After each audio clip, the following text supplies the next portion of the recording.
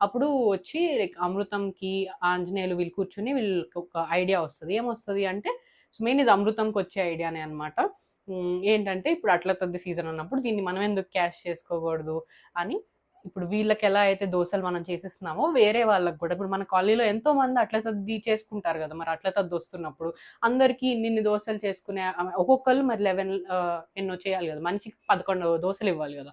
So, అలా 11 మందికివ్వాలి. ఇంతమందికి వీళ్ళకి చేసుకునే టైం ఉండదు గాబట్టి, మనమే చేసిద్దాం అంటారు. సో, యాక్చువల్లీ చెప్పాలంటే ఆ టైంలో అమృతం ఎప్పుడైతే వచ్చిందో, ఆ టైంలో అందరూ యాక్చువల్లీ ఎవరికి వాళ్ళు చేసుకునే వాళ్ళే.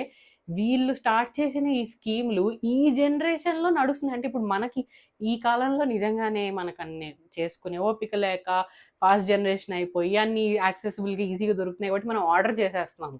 ఆ కాలంలో యాక్చువల్లీ అలా ఉండేది కాదు. కానీ వీళ్ళు అలా క్రియేట్ చేశారనమాట. సో, ఇలా మేము ఈజీ పద్ధతిలో మేమే మీకు చేసిస్తాము అంటే జనాలు అట్రాక్ట్ అయ్యి వీళ్ళకి ఇచ్చారనమాట. లేకపోతే అలాంటి అసలు వీళ్ళన్నీ ఒక 20 ఇయర్స్ తర్వాత ఏవైతే జరుగుతున్నాయో ఇప్పుడు ఈ జనరేషన్‌లో అవన్నీ అప్పుడే ఆలోచించి స్కీములుగా చేశారు. అది ఎలా చేశారో ఏంటో తెలీదు.